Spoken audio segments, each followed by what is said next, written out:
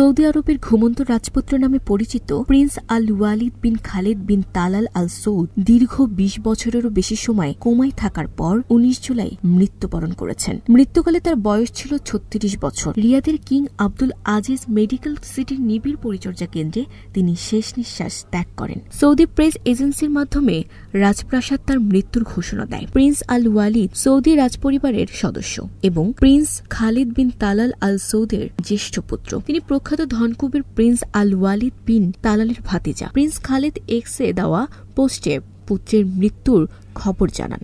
২০০৫ সালে লন্ডনের একটি সামরিক কলেজে পড়ার সময় সড়ক দুর্ঘটনায় মাথায় গুরুতর আঘাত পান আল ওয়ালিদ।